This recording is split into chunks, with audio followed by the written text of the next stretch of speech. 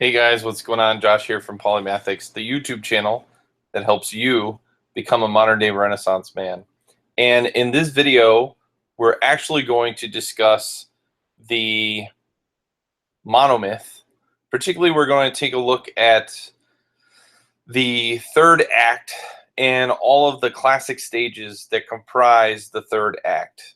Now, the reason why I'm doing this is because I've done a whole series on the monomyth, aka the hero's journey, and in all of the videos that I've done, I kind of skipped or overlooked or forgot the third act. So I figured I'd come to you today and give you guys a glimpse into the stages really quick of the third act. So let me do a screen share here. Okay, share. All right, now we're going to flip over here. I have a PowerPoint set up. Okay, so Act 3, the return. Just to give you guys a quick review, the monomyth, also the hero's journey, it's comprised of 3 different acts. You have the first act, which is the separation phase.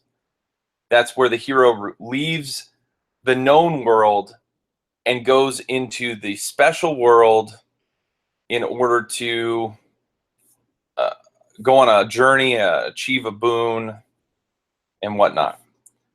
In the second act, which is the initiation, the hero is going to go through tests, trials, and eventually enlightenment. Once they've achieved enlightenment and retrieved the boon, then they're going to go into this act, which is the return act. In the return, there are 6 different distinct stages, and you can see them here on the screen. You have the refusal of the return, the magic flight, rescue from without, the crossing of the return threshold, master of 2 worlds, freedom to live. Now, before we go into some examples, because what I've done is I've collected a few clips from Star Wars: A New Hope. 1, because I love the show, I love that movie, and 2, I think it's a really good case study to show you examples of how George Lucas used mythological elements from the monomyth in order to create a modern story, a story that has been widely recognized and well received. So let's talk about stage 1, the refusal of the return. In the refusal of the return, what's going to happen is the hero or someone in their party is going to outright, they're not going to want to go back into the normal world, or they're not going to want to leave the special world. And as I said before, it doesn't always have to be the hero. Sometimes it can be one of their sidekicks, one of their allies, one of their mentors. It can also sometimes even be the villain or antagonistic force, or one of their henchmen also don't want to return. And the reason why I say that is because when we go into the magical flight, which we will in a minute here, it's not just the hero who has to return, it's also the antagonistic force. So both sides are going against each other, and they're kind of ramping up in this point. Now, the hero and their team know that they have to go back, but someone is hesitant or doesn't want to. Many times this is because of fear. It's just outright fear of death. Other times it could be because they are so fascinated or enamored with the special world, they don't want to leave it. They enjoy their new powers, and they don't want to go back to the world that they were in. But whether it's by choice or by force, the hero is either convinced or made to go back.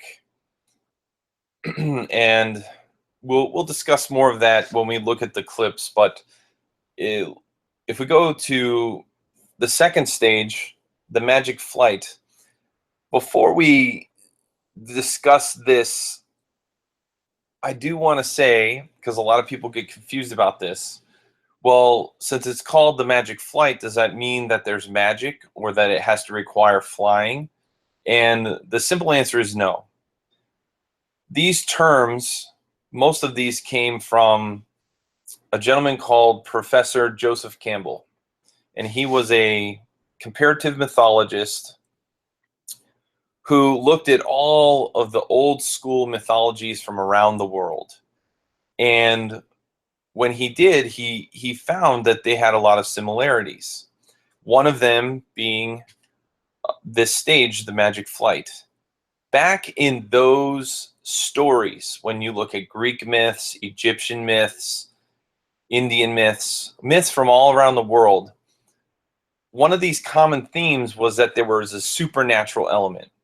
So that's where the word magic comes from. A lot of times there'd be a flying carpet or flying beasts or vimanas. There was all these different chariots of the gods, so to speak, that could perform these supernatural, paranormal feats, if you will. And for that reason, he labeled it the magic flight. Now, the other part of that term is flight. And while, yes, sometimes this did actually include flying, that term, and Joseph Campbell has even expressed this in some of his books and videos, is that the term flight in this particular instance actually means pursuit, to run from. Okay? So with that in mind, this phase, if we were to this stage, if we were to look at it from a modern standpoint, really could be called the pursuit stage. And there's a lot of things going on here. The main thing is that both the antagonistic force and the hero and his team are racing against time to either prevent the power of the boon from being released or trying to release the power of the boon. And sometimes it can even be where the hero is trying to prevent the villain from releasing the negative power of the boon, while the villain is trying to prevent the hero from releasing the positive power of the boon. And we're actually going to see that in these clips from Star Wars. The third stage, Rescue from Without, is where the hero is going to be rescued by an unlikely person. Sometimes is an individual who's been looked down upon or who the hero has contempt for. We'll discuss that later as well. Crossing of the return threshold. Crossing of the return threshold, something to keep in mind about actually all of these stages is that some of them happen concurrently, some of them happen simultaneously, and while they can go chronologically in this order, what you'll see is there's, in many stories, a melding, or you'll have one scene where all of these things happen in a very short period of time. The crossing of the return threshold is the point in which the hero finds himself alone, basically. This is where the final battle, the climax, is going to happen. The hero has crossed all the he's gotten past all the different obstacles, challenges, villains, and is now here for he's crossed the return threshold, and now he's here to fight the main bad guy and or antagonistic force.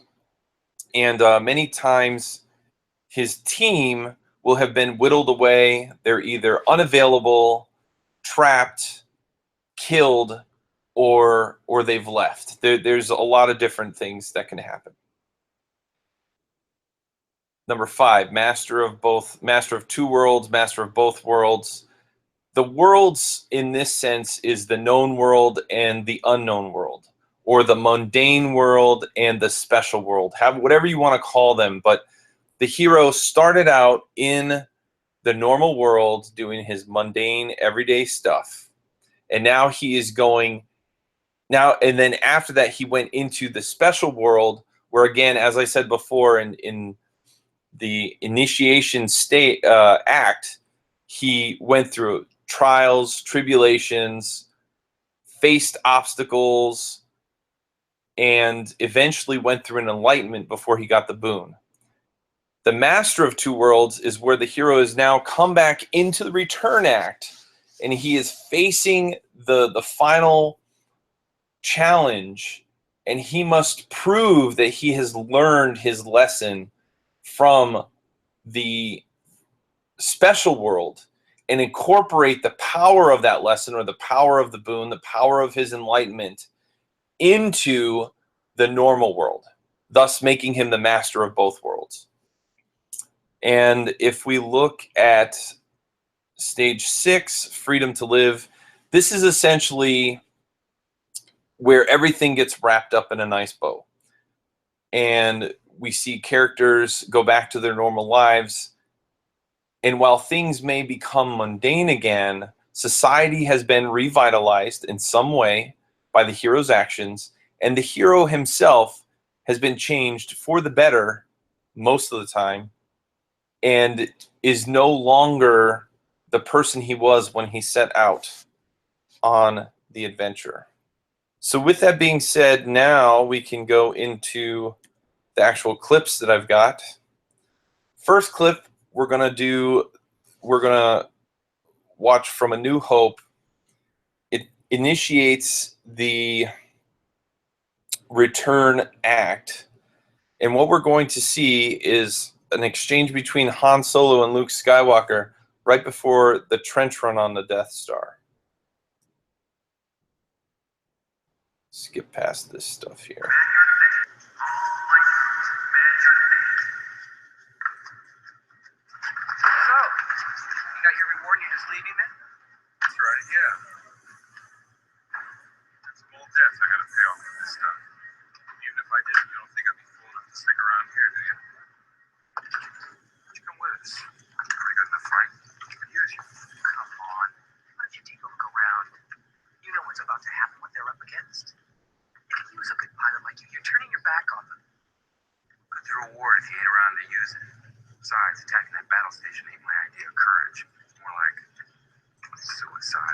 Okay, there we see Han Solo has just refused the return, and he's basically saying, like, hey, I got other stuff to do. I have debts that I have to pay, and more importantly, what's good with this reward that I just received by saving the princess if I'm dead?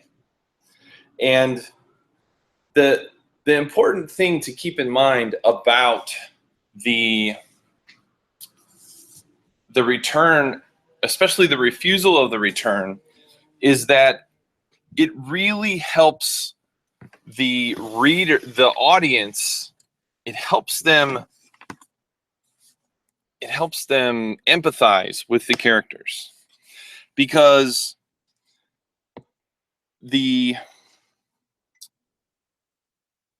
a hero that just jumps into action all the time and is ready to save the day is very unrealistic.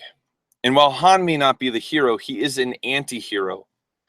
And so he is a hero in his own right.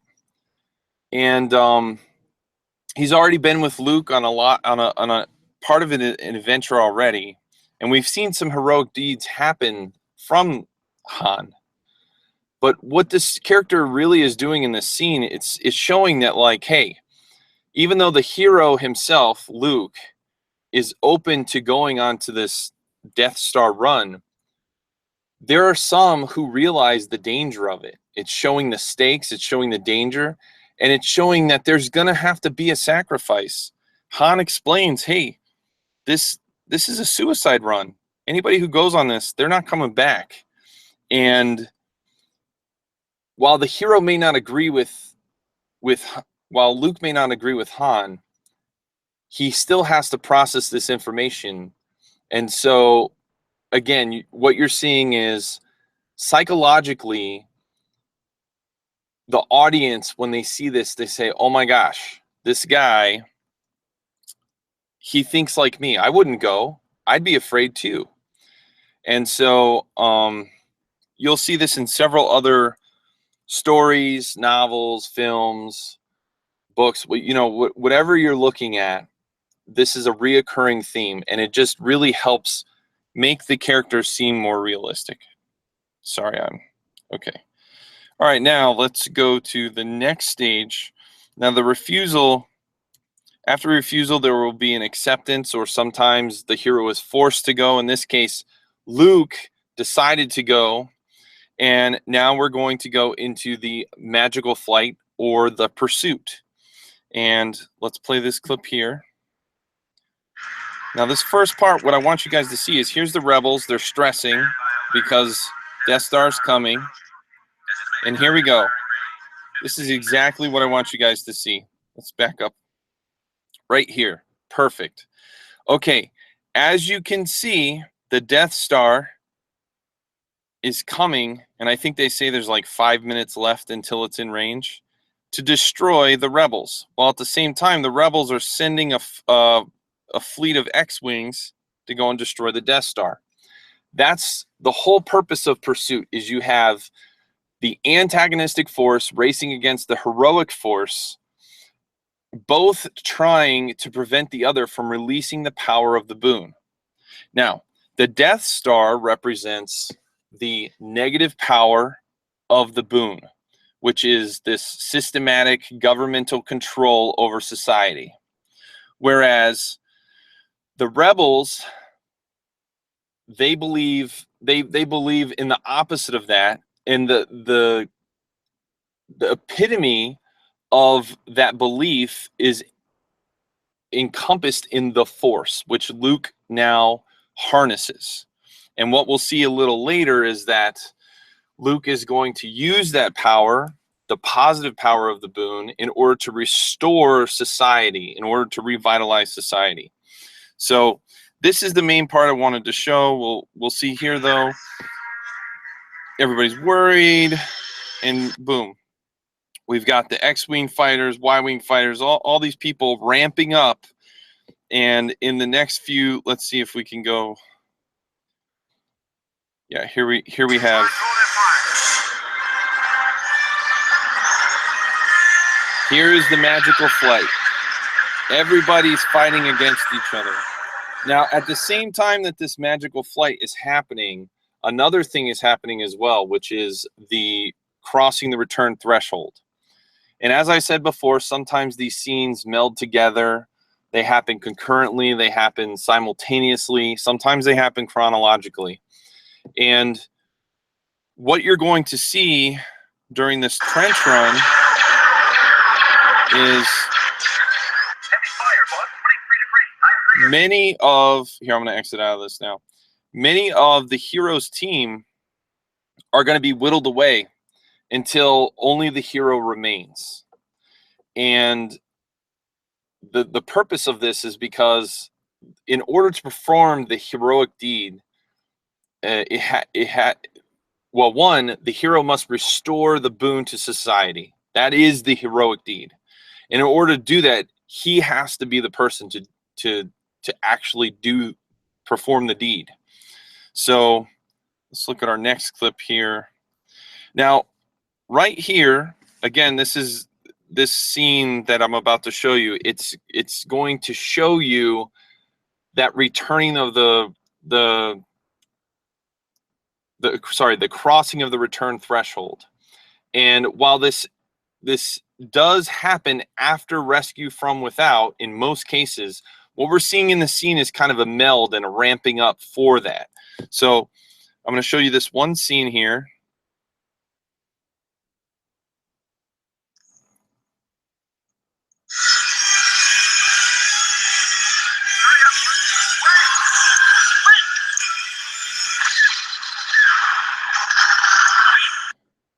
Okay, so what we just saw is not just one of Luke's wingmen, but many of you guys, I'm not sure if you're familiar, but that was Biggs Darklighter. Now, in the original cut of this film, Biggs Darklighter, is one of Luke's childhood friends who lived on him with Tatooine. And he's kind of an older sibling, an older brother type role model to Luke. He's a couple years older, and he's already joined. At the time, he had joined the Starfleet, and then later on, they talk about joining the Rebellion. And so Luke really looks up to Biggs. And the reason why this scene is so important is because if you guys recall, Biggs isn't the only one who dies. We see, I think, Red Leader and Gold Leader and all those rebel teams get decimated by the Empire forces. And then when Luke goes in on his attack run, R2 gets shot down. So R2's out of commission. Biggs gets killed. And then Wedge Antilles, who is his other wingman, basically his engine or his wing gets clipped. So he can't stay to help Luke. This is all ramping up for that crossing the return threshold, where the hero is now, it's the worst and worst, unfathomable complication, possibility, and the hero is all alone to face the bad guys. And now another thing we're going to do here is, this is all happening again in very short time sequences in this scene. We're going to see Luke get a message from his mentor, a reminder here. Use the Force, Luke. Let go. The Force is strong in this way. Okay. So that particular scene is actually ramping up for the Master of Both Worlds. And we're not quite there yet, but what we see is that Luke, he's using his targeting system, which is symbolic of the mechanical system, tyrannical system that the bad guys represent, the antagonistic force, the Empire, the half-man, half-machine Darth Vader. And what we hear Obi-Wan say through the Force is to let go. Don't use this system. Don't use a systematic approach. Just trust yourself. Trust your feelings. And this, this is a masterful play by George Lucas, in the sense that psychologically speaking, this is hitting the audience on a very deep level. And so, again, this is all ramping up for this scene, which is going to be the rescue from without.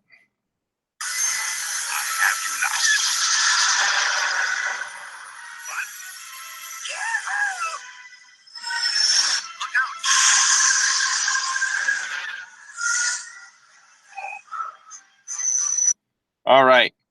So there we see Han Solo, the mercenary, who earlier in the refusal of the return phase told Luke, hey, there's no way I'm going on the suicide mission. I've got other things to do. It's not worth my life. Now here he's come to save the day. And this, again, is very important for the audience to see. One, it shows that the hero is human. He can't do it all alone.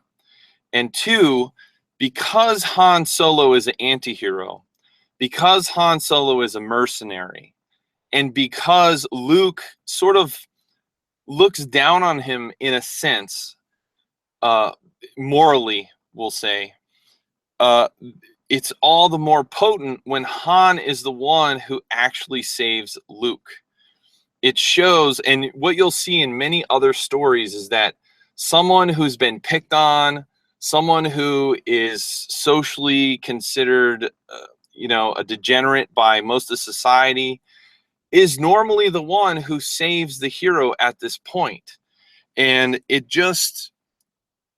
shows a couple things psychologically, but the main thing is that the hero can't do it all on his own, and that we have to be accepting and forgiving of all different kinds of people. Because if it wasn't for Han, Luke wouldn't have been able to do this. Now, another point to bring up here in this particular scene, at this particular point in the story, is many people will say, well, wait a minute. Han just knocked Darth Vader out of commission, and since Darth Vader is the main bad guy in Star Wars, doesn't that mean that Han is the true hero and that Luke Skywalker needed his help? No.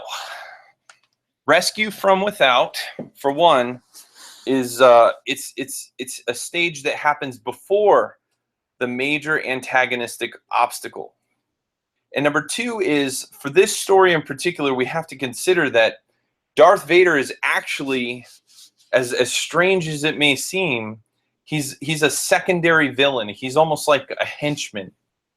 And he represents the shadow archetype, but the true major antagonistic force in this film, in this story, is actually Governor Tarkin, Grand Moff Tarkin, and the Death Star.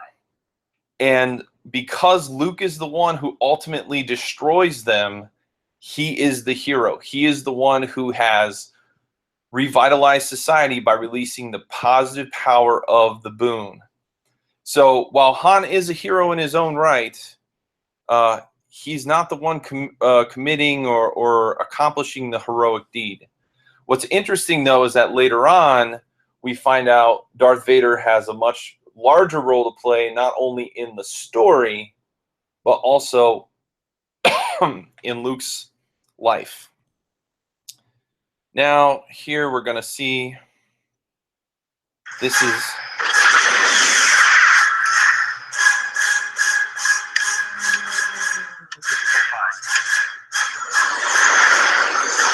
Okay. So, well, let's just play that through, actually. All right. So now what we just saw is Luke in the master of both worlds, the master of two worlds. He's just used the Force to he's just used the Force to destroy the Death Star, thus mastering all the lessons he learned in the special world and restoring balance to society, revitalizing society by destroying this tyrannical machine, this Death Star killing machine that the government has concocted. And because he used the Force to do it, there's another psychological level there of using your own intuition versus depending on machines, depending on systems, and ultimately the government. That's not necessarily, my personal view, but in conversations, if you look at a lot of conversations that George Lucas had, one of the major themes he wanted to depict was, one, how does a republic become a dictatorship, but two, kind of the bad side of government, we'll say. So now here, the heroes have just destroyed the antagonistic force. Now it's time for the final stage, which is the freedom to live. And freedom to live, as I said before, it kind of ties up loose ends, and we get to see the hero back in his normal everyday life.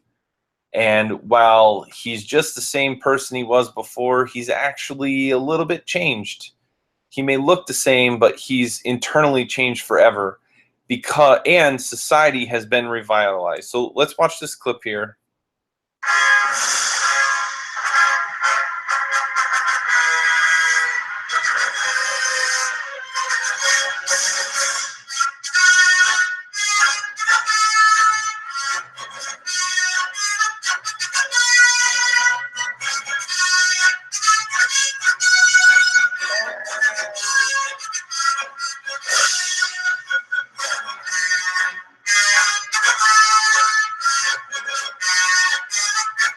All right, so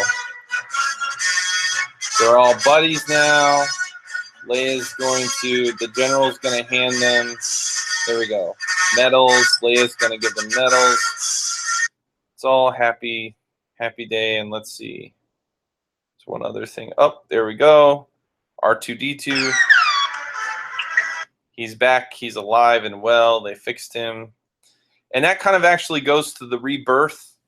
It's not something I touched on. That's more of a step rather than a stage. But when you consider the return act, here, let me exit out of the screen share now. Okay.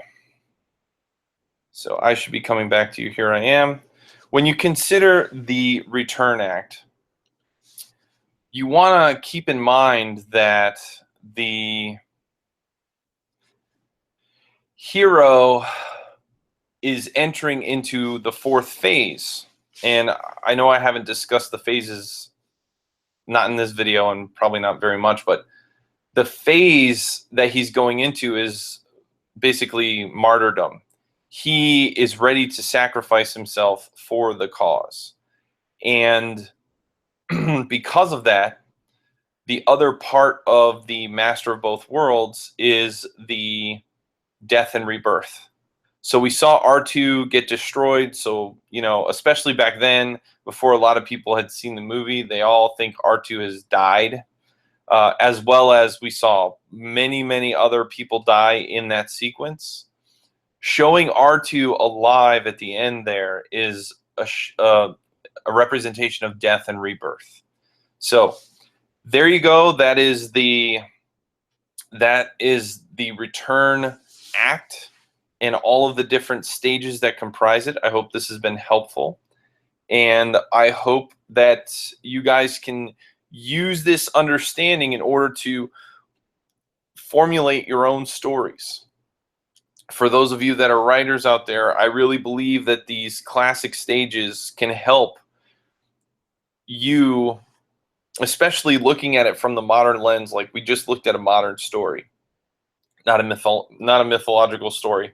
So to be able to see how a classic stage is used in a modern lens can really give you insight as to how you can take this monomyth, these mythological elements, and use them in your story in order to help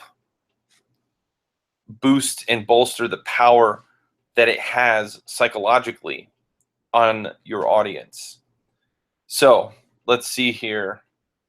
For those of you that haven't subscribed, go ahead and feel free to subscribe to my channel. If you like this video, give it a like. And if you want to hear more, just keep tuning in. Again, subscribe. The other thing is, if you want to know more about the classic stages, the mythological stages, and things like that, I'm going to pitch you. I wrote a book. It's called the Modern Monomyth, and it talks the particular book that I'm talking about. I'll leave a link below, but it talks about the classic stages, some of the things we just discussed. And not only does it break down the 3-act structure of the monomyth, it also goes through all of the stages, all of the acts and all of the stages, and it also it analyzes them in depth through a modern lens. So, for example, we don't just cover Star Wars, we cover, or I cover Star Wars, Lord of the Rings, Harry Potter, and Hunger Games. And there's a couple references in there to other stories as well. So what this does is it really gives you a good understanding, and each chapter ends with action steps that you can use to go back, look at your story, and see where maybe you could amp it up a little bit, or maybe there's something not quite in place. It kind of gives you a roadmap to direct you. This would also be really helpful for people who maybe have hit a bump in the road. They feel like they've got writer's block or something. A lot of times it's not writer's block. It's like maybe you turned life, as Bugs Bunny would say, maybe you turned right at Albuquerque when you should have turned left. And so this will kind of help guide you and say, okay, maybe I should put this scene over here so that it can then lead into this next following scene. Anyways, So I hope this has been helpful. Again, I hope you found value. And if you guys have any questions, maybe something I didn't address, or maybe I touched on something and you guys want me to go into more detail, feel free to drop a comment in the comment section below. Or if you need to get a hold of me, I'm on a lot of the social media channels. You can see that down below. And also, you can reach me at jcoker, Jcoker, at story-ninjas.com. All right, guys. Till next time, take it easy.